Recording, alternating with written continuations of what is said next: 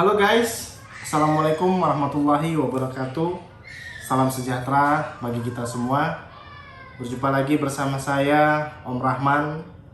Sudah cukup lama Om Rahman tidak upload video.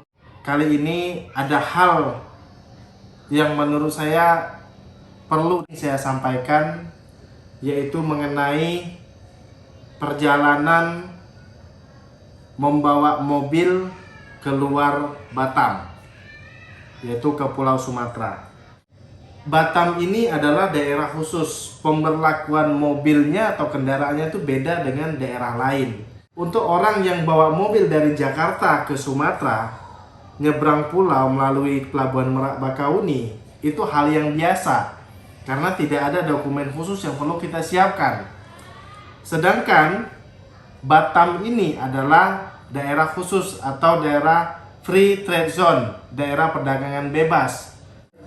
Misal contoh, harga mobil di daerah luar Batam atau di daerah Sumatera atau daerah Jawa, misalnya contohnya 200 juta.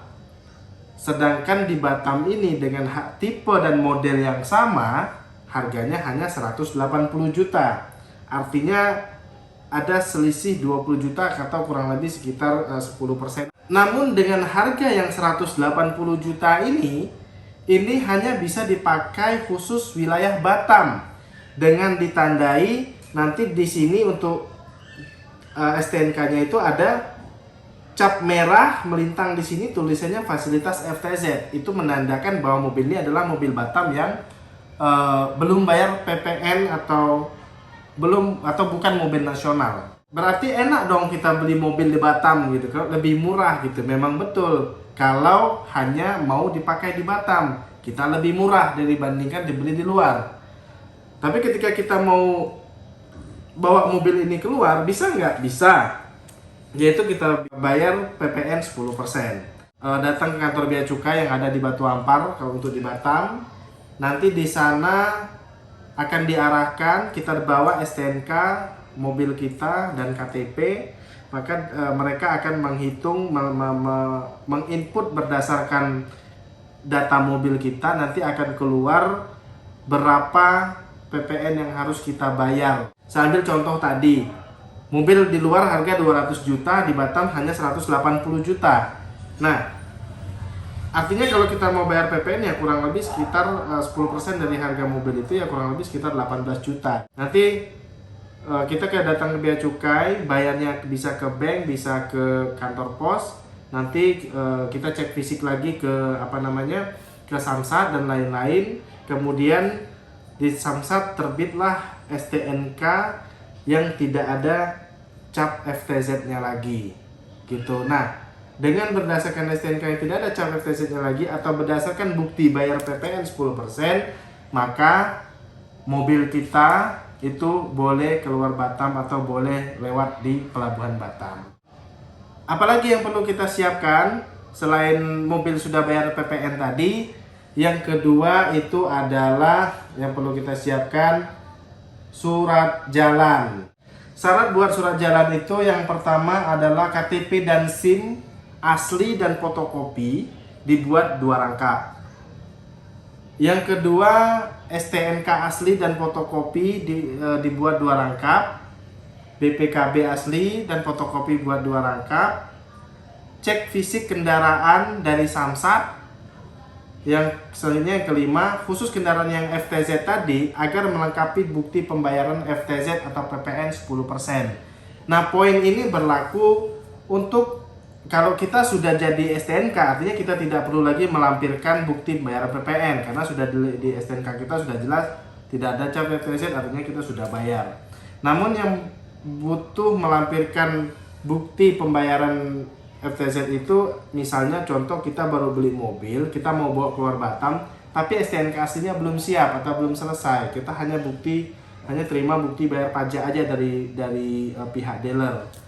Maka selain bukti bayar pajak dari surat jalan tadi, kita juga perlu melampirkan bukti pembayaran PPN 10% gitu. Dengan lengkapnya syarat ini, maka surat jalan akan diterbitkan oleh pihak Lantas. Kemana kita harus ngurusnya? Bisa ke polsek setempat Polsek tempat kita berdomisili, bisa juga langsung ke Polresta Barelang atau langsung ke pos lantas yang ada di Telaga Punggur atau Pelabuhan Roro Telaga Punggur. Sebenarnya lebih gampangnya sih langsung ke pelabuhan aja. Nanti bawain syarat lengkap, kemudian mereka akan terbitkan surat jalan. Surat jalan itu penting karena pada saat mau beli tiket kita ditanya, kemudian di pelabuhan tujuan ketika kita sampai yang pertama kali ditanya adalah surat jalan, gitu. Oke, setelah surat jalan dan tentunya pastinya pajak hidup ya, pajak kendaraan kita hidup. Nah, persiapan selain ini persiapan dokumen mobil, sekarang kita masuk ke persiapan dokumen orang. Nah, dokumen orang ini maksudnya gini. Kayak kita drivernya ini yang pertama itu KTP pasti, SIM yang masih hidup tentunya, kemudian sertifikat vaksin, baik itu dicetak ataupun di dalam bentuk barcode atau bentuk foto. Waktu saya mudik kemarin tanggal 25 bulan Februari, untuk yang sudah vaksin 2 kali itu tidak perlu lagi swab atau antigen. Artinya siapkan aja sertifikat vaksin kita, maka di pelabuhan kita tidak akan dicek, gitu. Oke. Nah, kemudian setelah mobil udah, persiapan dokumennya udah, persiapan dokumen orangnya udah, dan jangan lupa persiapan mobilnya ya. Jadi kenapa? Nanti yang lain oke semua, ternyata mobil yang harusnya kerja capek berjalan beratusan kilometer yang tidak kita persiapkan.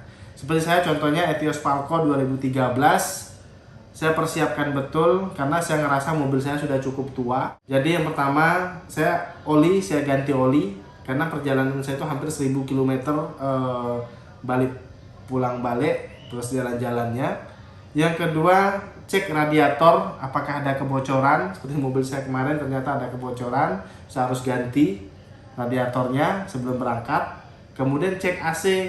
Cek AC itu ya bisa jadi filternya atau segala sesuatunya, sehingga takutnya nanti di jalan AC-nya nggak dingin membuat kita tidak nyaman di perjalanan. Kemudian cek kanvas rem, itu penting karena kita berjalan jauh, kondisi jalan mungkin kita tidak begitu hafal, kita akan rem ini akan sangat penting sekali dicek, minta teknisi cek ya. Itu untuk mobil yang saya ngerasa mobil 2013 sudah cukup tua. Untuk mobil 2013, 14, 15 sampai 2017 perlu dicek itu sebelum berangkat. Tapi kalau untuk mobil 2017 ke atas sampai 2022 saya rasa yang penting sudah ikut servis berkala, itu sudah cukup. Yang paling penting itu adalah jadwal keberangkatan. Jadi kita tidak bisa seperti saya kemarin mau berangkat di tanggal 25 Februari. Saya nggak bisa tanggal 25 itu saya ujuk-ujuk datang, kemudian beli tiket, dan kemudian jalan. Nggak bisa seperti itu. Untuk di Batam sejauh ini itu wajib kita booking dulu. Misalnya kita seperti saya kemarin mau berangkat tanggal 25 Februari. Nah, di tanggal 20 Februari itu saya sudah datang ke pelabuhan, sekalian ngurus surat jalan, sekalian daftarkan mobil. Daftarkannya gimana? Nanti di situ ada 2 jasa penyeberangan. Kalau untuk daerah ke Kuala Tungkal, yaitu ASDP punya atau pemerintah punya, sama JN atau Jembatan Nusantara punya. Jadi untuk jadwalnya hari apa aja, terakhir saya update itu jadwal itu setiap hari kecuali hari Selasa dari Batam. Kalau sebaliknya dari Tungkal mau ke Batam itu kecuali hari Rabu, karena kalau kapal hari Selasa dari Batam tidak berangkat ke Kuala Tungkal, tentunya di hari Rabunya tidak ada kapal dari Kuala Tungkal ke Batam. Jadi dalam 1 minggu tuh hanya 1 kali mereka libur, dari Batam hari Selasa, dari Kuala Tungkal itu hari Rabu. Jadi apa yang kita daftarkan? Ya kita cukup daftar, kita bawa, kalau bisa bawa STNK, daftar ke petugas, kita mau jadwalnya hari apa, nanti ada pembagian jadwalnya. Kalau nggak salah kemarin saya berangkatnya ambil jadwal hari Jumat. Hari Jumat itu saya dapatnya kapal JN atau Jembatan Nusantara gitu. Jadi saya naik ke kapal Jembatan Nusantara, saya datang ke Pelabuhan Roro, itu di bawah dekat musola itu ada kantor Jembatan Nusantara. Masuk kita ke sana, bilang saya mau berangkat Pak, saya mau daftarkan. Misalnya saya berangkat ini tanggal 20 nih, saya mau berangkat nanti tanggal 25. Oke, kita daftarkan nomor polisi mobil kita. Nah, nanti di tanggal 25 di hari hanya kita berangkat di hari Jumatnya, itu biasanya jadwalnya mereka keberangkatan itu setiap jam 3. Jadwal jam 3, tapi kami kemarin karena proses loading segala macam, lepas jangkar itu jam 5. Baru lepas jangkar baru jalan. Tapi di jadwalnya itu setiap jam 3 hari Jumat. Nah, jadi hari Jumat itu habis Jumat itu saya sudah mulai masuk. Jadi kalau kita tidak pernah atau belum mendaftarkan plat mobil kita atau nomor polisi kita kepada petugas, jangan harap mobil kita bisa masuk dan kita dikasih tiket. Nggak akan dikasih tiket sama mereka, kecuali kondisi mobil sudah kendaraan sudah mau naik semua, masih banyak kurang, mungkin masih ada pertimbangan dari pihak mereka apakah kita bisa berangkat atau enggak untuk yang on the spot, yang datang tanpa booking duluan gitu. Nah, jadi prosesnya adalah ketika hari Jumat itu jadwal keberangkatan saya itu hari Jumat tanggal 25 jam 3 saya ngantri tiket. Jadi tiket untuk mobil sekelas sedan kecil ya, kayak seperti mobil saya Etios Falco, itu ongkosnya dari Batam ke Kuala Tungkal itu 2.483.000 untuk mobil, termasuk juga orang penumpang di dalamnya gitu. Dan saya tidak ada bayar lagi boarding pass segala macam, tidak ada lagi, sudah include di dalam tiket tersebut. Nah, jadi waktu itu saya bawa uang cash nih. Biasanya orang di sana butuhnya uang cash. Ternyata di loket itu mereka minta saya transfer di atas 2 juta, di atas 2 juta ya. Di atas 2 juta kita sudah wajib transfer gitu. Jadi saya auto debit lah dari bank, dari kartu. Kemudian nanti kita bayar, dapat resi. Nah, resi bukti bayar kita itu barulah kita bawa ke loket untuk ditukarkan dengan tiket kita beserta boarding pass. Oke. Nah, lanjut lagi ke tiket udah selesai, surat jalan udah semua udah oke, dan tinggal ngantri nunggu masuk ke kapal. Akhirnya jam 4 hampir setengah 5 mobil kita masuk, kita ke dalam. Ternyata di dalam itu hanya ada 3 mobil pribadi dan ada 6 lori. Jadi cukup longgar pada saat itu. Pas masuk ke kapal, masuk ke dalam kapal itu, kita langsung ditawarkan oleh kru. Jadi kalau di kapal Roro itu dia ada berapa tingkat. Jadi kalau misalnya mau di atas tuh banyak tempat, ada kursi lengkap di atas, ada kantin, ada kafenya. Kalau mau berangin-angin kita ke atasnya lagi gitu kan. Cuman karena perjalanannya ini cukup jauh, jadi perjalanan itu kurang lebih dari Batam Pelabuhan Punggur ke Pelabuhan Kuala Tungkal itu kurang lebih 16 sampai dengan 17 jam. Kemudian kami ditawarkan oleh pihak krunya, Pak, butuh kamar nggak Pak? Katanya, mau sewa kamar nggak? Saya bilang, berapa? Saya bilang kan 2,5 aja Pak. Ternyata nego dapatlah kamar itu 150.000. Karena saya mikir saya bawa 2 anak yang kondisinya yang satu umur 5 tahun, yang satunya di bawah 2 tahun, kalau saya ngapar di atas itu sangat berisiko. Akhirnya saya memutuskan untuk sewa kamar.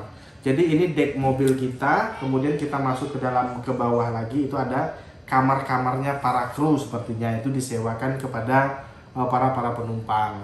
Sangat terbantu sih dengan adanya sewa kamar itu. Di kamar itu cukup lengkap ya, ada AC-nya juga, bantal, kasur tuh lengkap gitu.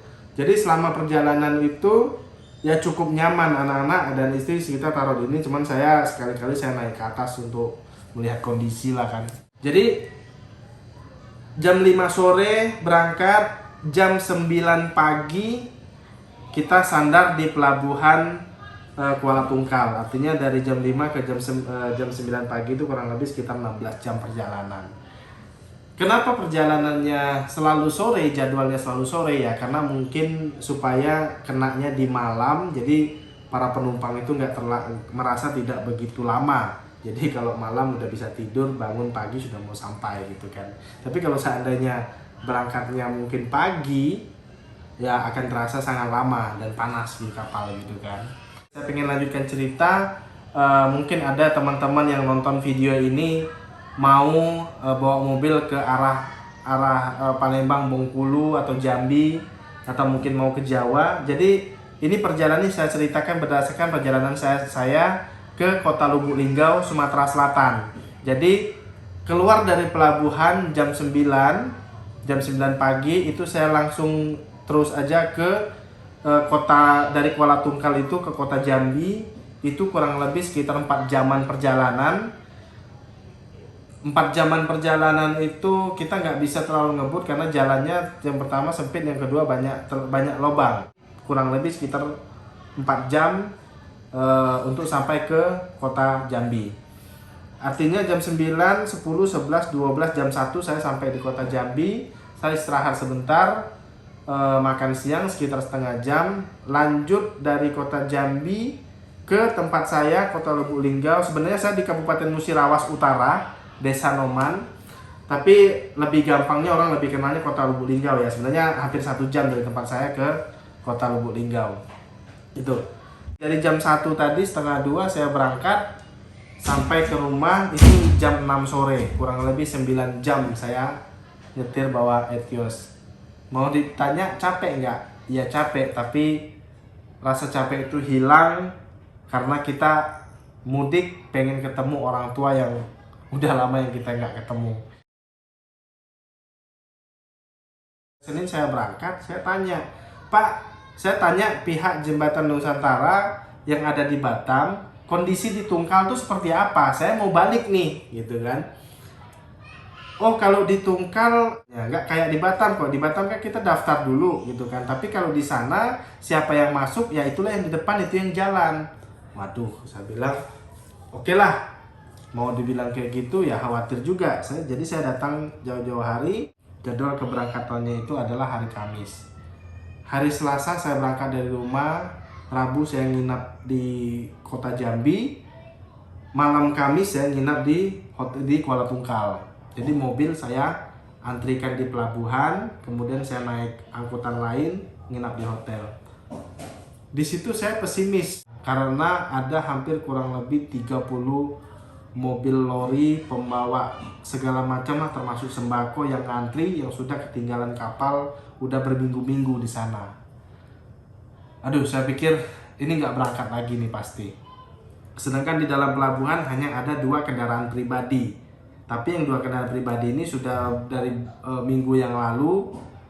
Kenapa kok bisa telat berminggu-minggu? Karena ada beberapa armada yang sedang kondisi perbaikan, atau istilahnya docking ya. Dockingnya ini persiapan untuk menghadapi angkutan lebaran. Jadi sekarang mereka sedang perbaikan untuk nanti dipersiapkan ke angkutan lebaran gitu. Akhirnya jadwal kacau yang dari Tungkal mau ke Batam itu sangat terhambat. Jadi punya cerita, saya ketemulah petugas di sana. Saya bilang, Pak, ini yang 2 ini sudah pasti berangkat ya? Iya Pak, udah pasti berangkat. Ini tapi kalau Bapak mau coba aja parkir aja di dalam. Siapa tahu ada perubahan kebijakan atau segala macam, mobil Bapak bisa jalan gitu kan. Akhirnya saya masuk, ada 4 mobil pribadi akhirnya masuk dalam. Dah, plug dikunci, nggak akan bisa nambah lagi katanya. Karena lori pasti ngamuk kalau ditinggal gitu kan. Saya bilang dengan petugasnya, Pak, saya sifatnya tidak maksa. Saya minta tolong kalau memang bisa diusahakan, saya sangat berterima kasih, saya bilang kan. Karena waktu cuti saya sudah habis, saya sudah harus masuk kerja gitu kan. Oke lah, solusinya seperti ini. Pak, besok kalaupun mobil nggak bisa berangkat, katanya, kalaupun mobil Bapak nggak bisa berangkat, Bapak berangkat aja dulu, naik Roro. Nanti mobil ini titip saya, katanya, mobil ini nanti Bapak terima di pelabuhan Punggur di jadwal kapal berikutnya. Kalau saya sih percaya aja, cuman saya pikir alangkah baiknya kalau saya bareng dengan mobil ini. Dan akhirnya gimana ceritanya, diputuskanlah oleh mereka bahwa ada 4 mobil pribadi ini bisa jalan. Dan alhamdulillah akhirnya saya berangkat itu mulai lepas ini hampir jam 6 sore. Dari hari Kamis jam 6 sore, muatannya sangat padat sekali. Bahkan kita mau masuk ke mobil, mau ambil barang pun kita udah nggak bisa karena memang dipaksakan penuh.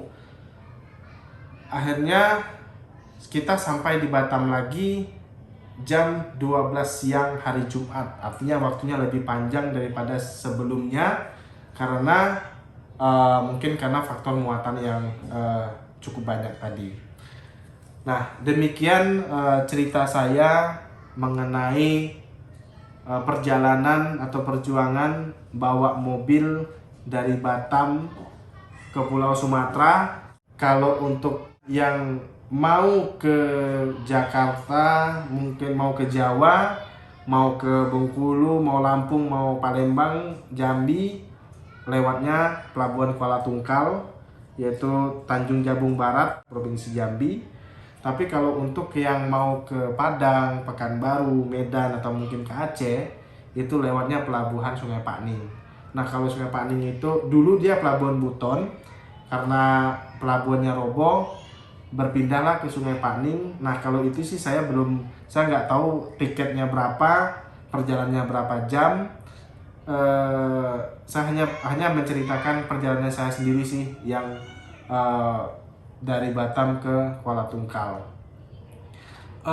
Yang sudah nonton video ini, mungkin teman atau saudaranya ada rencana mau bawa mobil ke Batam atau mau mudik rame-rame bawa mobil, silakan di-share. Kalau misalnya ada hal yang perlu ditanyakan atau mungkin ada penjelasan saya yang kurang atau yang perlu ditanyakan, boleh silakan tanyakan di komentar. Nanti saya akan jawab. Saya selalu dapat notifikasi untuk setiap komentar gitu. Jangan segan-segan. Saya Rahman, atau mau jumpa saya langsung, ngajak ngopi. Saya ada di Batam. Saya bekerja di Agung Toyota Batu Ampar sebagai salesman atau sebagai marketing atau sebagai wiraniaga. Mungkin bisa kita ngobrol-ngobrol di tempat kopi. Saya sangat welcome sekali. Saya senang berjumpa orang baru dan saya senang berbagi pengalaman apa saja yang saya alami. Saya senang untuk berbagi, sama sekali tidak merasa keberatan. Terima kasih, saya rasa itu aja. Semoga informasi ini bermanfaat, bisa menjadi bahan referensi. Saya akhiri. Assalamualaikum warahmatullahi wabarakatuh. Salam sejahtera.